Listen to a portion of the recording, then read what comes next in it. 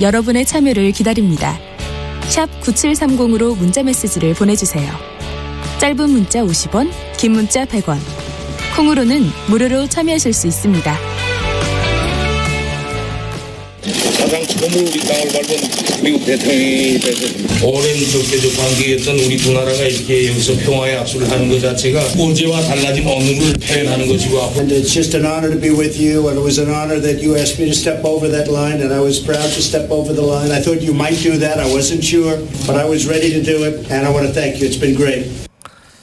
네, 어제 TV나 이런 데서 많이 들으셨던, 인터넷 뉴스 같은 데서 많이 들으셨던 육성을 잠깐 들려드렸습니다. 김정은 위원장하고 트럼프 대통령이 나누는 대화들의 일부였는데 자꾸 들으니까 영어도 무슨 말인지 대충 알아들 것 같네요. 네, 이게 굉장히 역사적이다라는 뭐 단어 자체가 좀 무색합니다. 그 단어 말고 더 좋은 단어가 없나라는 생각도 좀 들고요. 되게 예상치 못했던 수준의 어떤 만남과 대화들 분위기가 만들어졌고요. 근데 중요한 거는 이게 앞으로 북미 회담, 그 북한 비핵화 이게 어떤 식으로 진행이 될지 이 부분에 대한 관측이 더 중요하겠죠. 자, 어제 그제 벌어졌던 상황들에 대한 분석 그리고 앞으로 전망 정세현 전 통일부 장관과 함께 얘기 나눠보겠습니다. 연결되어 있습니다. 안녕하세요. 예, 안녕하세요. 네. 정 장관님은 언제쯤 이 DMZ에서 이 두 사람이 그러니까 트럼프 대통령과 김정은 위원장이 만날 것이다 이렇게 확신이 드셨나요? 그러니까 토요일 날 새벽에 아침에 트럼프 대통령 트위터 그 이후에 쭉 벌어졌던 일인데 정 장관님은 언제쯤 확신이 드셨어요? 예, 저는 사실 트럼프 대통령이 네. 김정은 위원장한테 친서를 보냈다고 하면서 23일 날 그 친서를 읽는 장면을 공개를 했어요, 북쪽이. 네네. 노동신문에. 네. 아주 한 장짜리 친서를 유심히 들여다보는 그런 모습이었었습니다. 네. 난 그 장면을 보면서 그리고 그 내용을 흥미로운 내용이 들어있다. 그리고 거기에 대해서는 네. 심중히 생각해보겠다. 심중히. 네. 우리는 이제 신중이라고 그러는데 그쪽은 심중이라는 표현을 씁니다. 그렇더라고요. 예. 예, 그래요. 우리는 이제 감사합니다를 갖다 와서 그 사람들은 사의를 표합니다. 이런 표현이 다르긴 하는데, 예, 근데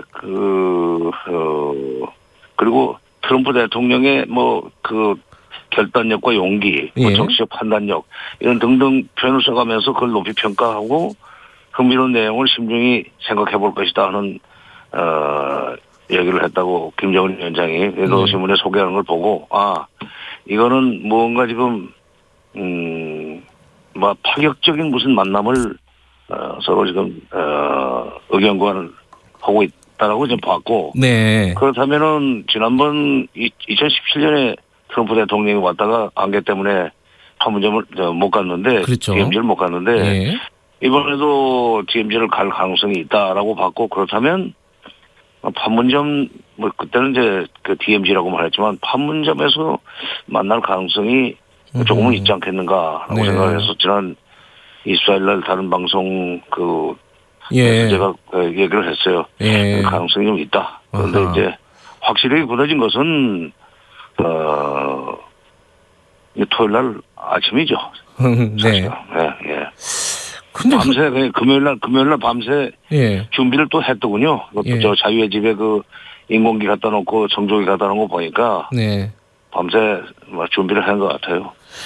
그러면은 이게 사실 그 문재인 대통령이 얘기했던 뭐 흥미로운 부분 뭐 이런 것들이 DMZ에서 만남 이걸 얘기하는 거예요? 이게 좀 헷갈리더라고요. 예, 그랬던 것 같아요. 근데 트럼프 대통령은 트위터에서 어저께 아침인지 그저께 예. 트위터에서 처음으로 그렇게 얘기를 꺼냈는데 네.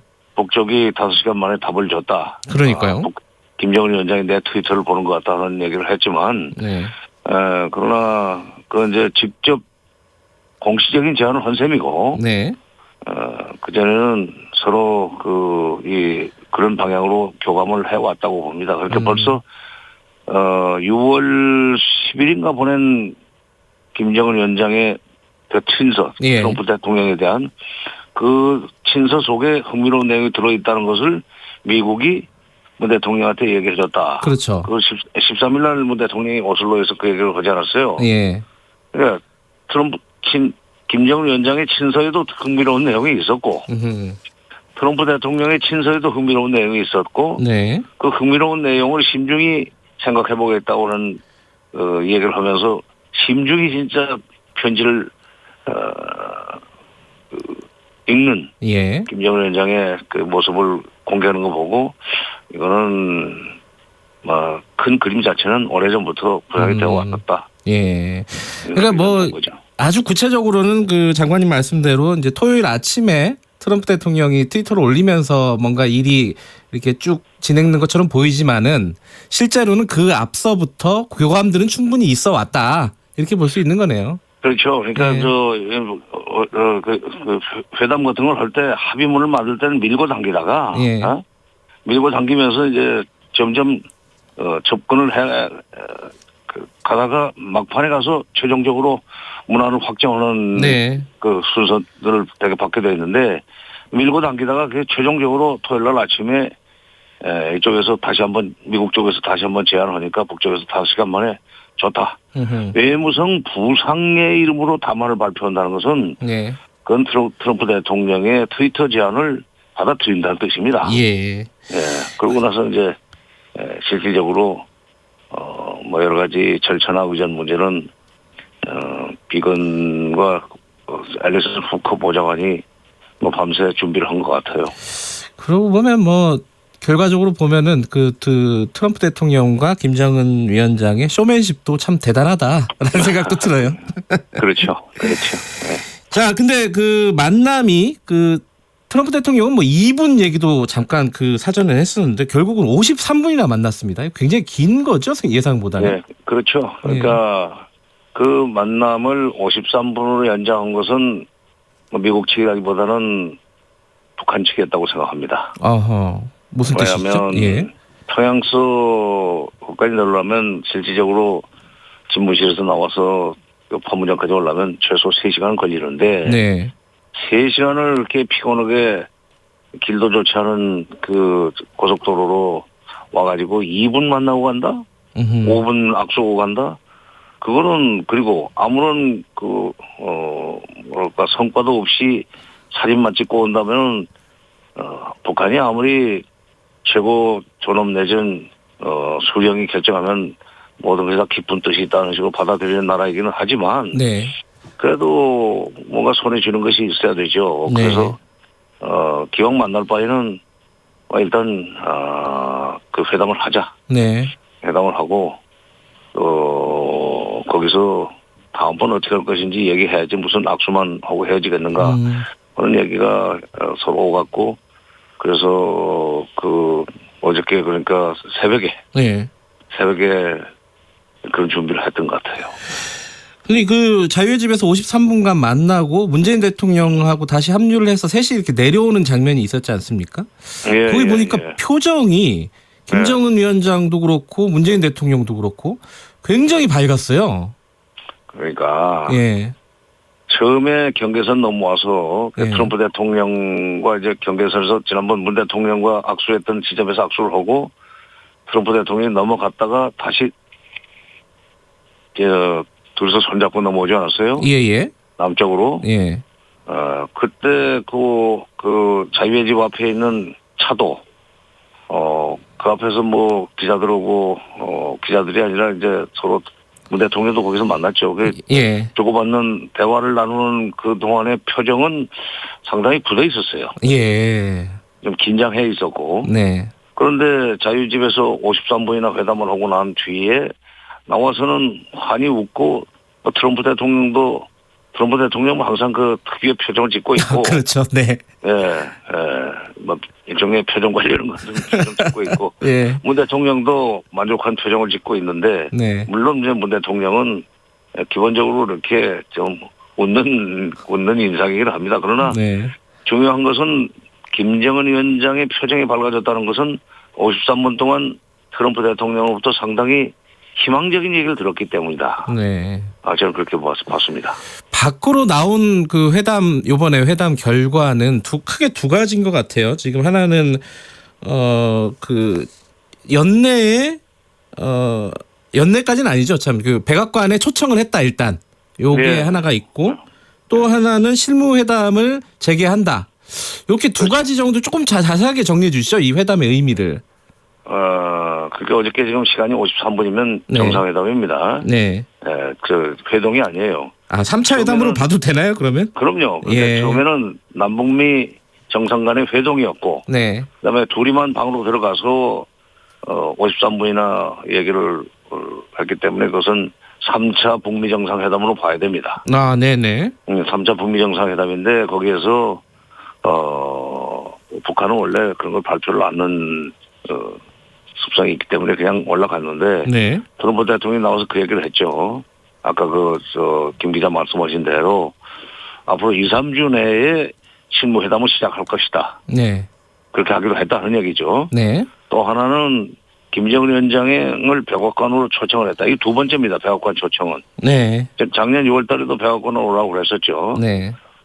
근데 뭐 하노이까지밖에 안 갔고 2월 달에는 네. 이번에 두 번씩이나 초청한 거 보면은 그냥 지나가는 말로 하는 건 아니고 김정은 위원장도 거기에 대해서 이번에는 만약 4차 북미 정상회담이 열리는 것이 네. 거의 이제 확실해졌는데 실무 협상하는 것은 4차 북미 정상회담을 준비하기 한 거 아니겠어요? 네. 실무 협상이 잘 돼서 워싱턴까지 가가지고 큰 것을 얻어올 수 있는 그 희망이 보인다면은 내가 뭐 백악관 못 갈 거 없다. 그런 식으로 얘기를 했을 거예요. 그러니까 트럼프 대통령도 그냥 지나가는 말로 뭐 의례적으로 초청했다는 얘기가 아니라 네. 김정은 위원장의 호응을 받았다는 얘기고 그렇게 되면은 2, 3주 내에 실무 협상이 시작된다. 네. 그렇게 되면은 이제 7월 달에 실무 협상을 한다는 얘기인데 하순쯤 그렇게 되면은 8월 중순 또는 전후해서 4차 북미 정상회담이 열릴 수도 있으라고 합니다. 어저께 그러니까 김정은 위원장의 표정이 밝은 걸로 봐서는 네. 미국이 연말까지 셈법을 바꾸라고 4월 12일 날 얘기를 했지만 그 전에 셈법을 바꿀 것 같은 그런 그 낌새를 차렸기 때문에 네. 표정이 그렇게 밝아지지 않았는가. 음. 그 사람 그렇게 함부로 보는 사람이 아니더라고요. 아, 그래요? 판문점 때도 보니까. 예. 그럼 지금 정 장관님 이제 8월 정도에 지금 순서대로 보면 4차 북미 정상회담이 열릴 가능성도 있다. 시간 타임테이블로 보면은 예, 빠르면. 예, 빠르면. 근데 9월 달에 그 유엔 총회가 있잖아요. 예. 그때 김정은 위원장이 유엔 총회에 방문한다 이런 뭐 예측도 일부에서는 하더라고요. 그거는 뭐 가능성이 있는 부분이라고 보세요? 글쎄, 그건 난 유엔 총회 가서 설사 연설을 한다 할지라도. 네. 연설 자격은 있습니다. 가맹국이기 때문에. 네네. 근데 김정은 위원장이 유엔 총회 가서 연설을 하고 그 김에 백악관 워싱턴으로 건너가서 정상회담을 할 수도 있지만 또는 정상회담을 하고 와서 유엔 총회 연설을 할 수도 있지만 네. 유엔 총회 연설 그 자체는 뭐 큰 의미는 없어요. 4차 북미 정상회담에서 미국이 그야말로 셈법을 바꿔가지고 북한이 이제는 도리 없이 비핵화에 적극적으로 나올 수밖에 없도록 만드느냐 못 만드느냐 그게 지금 핵심입니다. 근데 이제 항상 이 뭐 북한하고 미국하고 뭐 만날 때마다 문제가 됐던 게 이제 제재 완화를 어떻게 서로 바라보고 있냐 시점이나 내용이나 이런 부분을 요번에서는 이런 것들이 좀 서로 간에 의견 차가 좀 좁혀졌다고 봐야 되나요? 어떻습니까? 근데 이제 지난번에 하노이 때는 제재 완화를 요구했다가 이제 판이 깨졌는데. 네네. 이번에는 아마 북한이 제재 완화보다는 안전보장 요구를 했을 것 같아요. 그게 이제 라인이 이미 나왔었습니다. 네. 푸틴 대통령도 오사카에 와서 김정은 위원장 만나보니까 안전보장에 대해서 관심이 많더라. 또 방북했던 시진핑 주석이 21일 날 끝나고 가면서 자기네는 앞으로 조선 측의 안전과 경제 발전을 적극적으로 지원하겠다는 얘기를 했어요. 네. 그 안전이라는 게 체제 안전이죠. 네. 그러니까 지난번엔 제재 완화를 요구했는데 그 제재 완화는 사실 유엔 안전보장이사회를 또 다시 열어야 되는 그런 문제도 있고 그렇지만 체제와 체제 안전 관련해서는 미국이 일방적으로 할 수 있는 겁니다. 유엔 물어보지 않고. 네. 그 체제 안전에 대한 그 보장을 어느 정도 이제 해줄 것 같은 그 이제 희망적인 얘기들이 나왔기 때문에 그렇게 표정이 밝았다고 보고 예. 그렇게 되면 4차 정상회담이 잘 되려고 봅니다. 아하. 그러면 지금까지의 어떤 그 제재 완화하고 비핵화를 주고받는 것보다는 내용이 조금 달라지는 거네요. 앞으로는. 그게 이제 제재 완화는 그 제재는 계속된다는 것은 네. 트럼프 대통령이 그야말로 그 뭐라고 합니까 의뢰하는 말을 우리 옛날에 그 언필칭 요순이라 뭐 말만 꺼내면은 요순 같은 훌륭한 임금이 나와야 된다는 얘기를 해서 이제 그 논어 같은 데도 언필칭 요순이라는 표현이 나오는데 언필칭 하는 말이 제재는 계속된다는 거고 그건 미국 국내 여론이라든지 정치권의 분위기를 감안해서 그건 조금 원칙적으로 그건 유지한다는 그 얘기를 했을 거예요. 예. 이거 하나는 좀 짚고 넘어가야 될 것 같은데요. 요번에 이제 남북미 만나기 전에 북한에서 이제 권정근 미국 국장이 우리를 향해서 참견하지 마라 이런 취지의 얘기를 했지 않았습니까? 제11이라 똑바로 챙겨라. 예. 네, 외무성 담화와 외무성 대변인 담화 같은 경우는 조금 비중이 있는데 국장의 개인 명의로 나온 담화이기 때문에 그래요? 비중은 나는 없다고 봅니다. 그 말 자체는요? 그 얘기는 어저께 트럼프 대통령과 김정은 위원장이 그렇게 긴 시간 동안 회담을 할 수 있도록 주선해 준 것은 트럼프 대통령의 트위터도 때문이기도 하지만 문 대통령의 기획 때문에 그렇게 된 거예요. 그러면 더 이상 이제 한국 빠지라는 소리는 어떻게 됐죠? 그 중재자 촉진자로서의 어떤 위상 여기는 뭐 변함이 없다 이런 말씀이신 거네요? 확실하게 굳힌 거지. 오히려 더 확실해졌다. 예. 그럼 앞으로도 뭐 우리의 입지는 계속 이런 식으로 좀 촉진자 역할을 계속 가게 되는 거네요. 이제 그렇게 해야죠 또. 그렇게 해야 된다. 마지막으로요. 이 지금 개성공단 얘기를 잠깐 언급을 했습니다. 문재인 대통령이. 이 부분에 대한 거는 어떻게 될 거라고 예상이 되세요? 그것도 이제 뭐 다시 그 현장까지 가서 개성공단이 바라보이는 지점에서 얘기를 그러니까요. 상당히 의미가 있다고 보고 미국으로부터 그에 대한 이 재개 허용이라고 할까 승인 이것을 받아낼 수 있는 가능성이 상대적으로 높아졌다고 생각합니다. 그래요?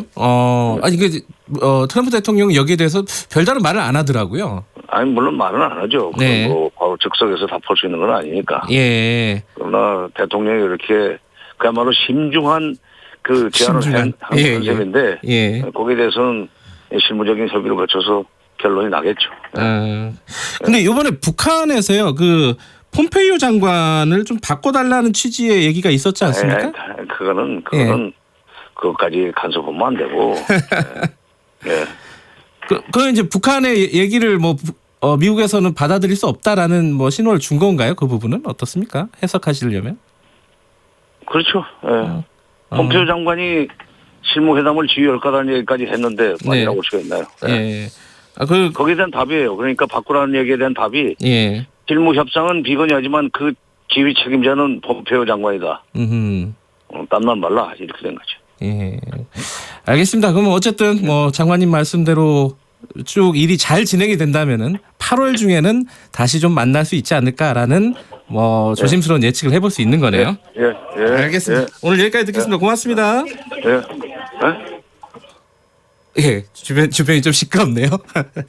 자, 김경래의 최강시사 1부는 여기까지 하겠습니다. 2부에서는요 관련 얘기 조금 더 자세하게 나눠보는 시간 가져보겠습니다. 민주평화당 박지원 의원 출연 예정돼 있고요. 그리고 3부에서는 아까 말씀드린 대로 사학비리 관련된 기획 취재도 예정돼 있습니다. 잠시 후 뉴스 듣고 8시 5분에 돌아오겠습니다.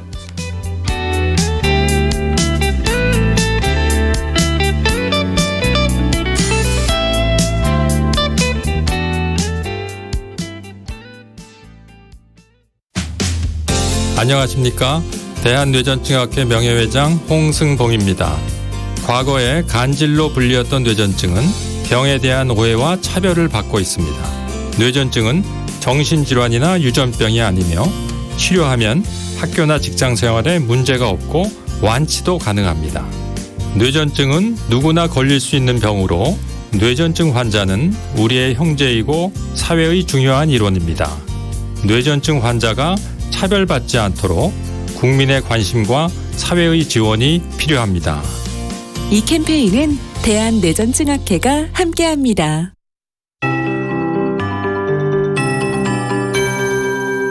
KBS 58분 날씨.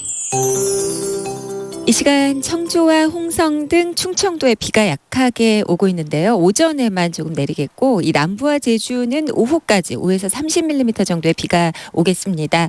그럼에도 오늘 내륙을 중심으로 30도를 웃도는 더위가 이어지겠습니다. 요즘 습도까지 높아서 체감상 더위가 더 심할 수 있고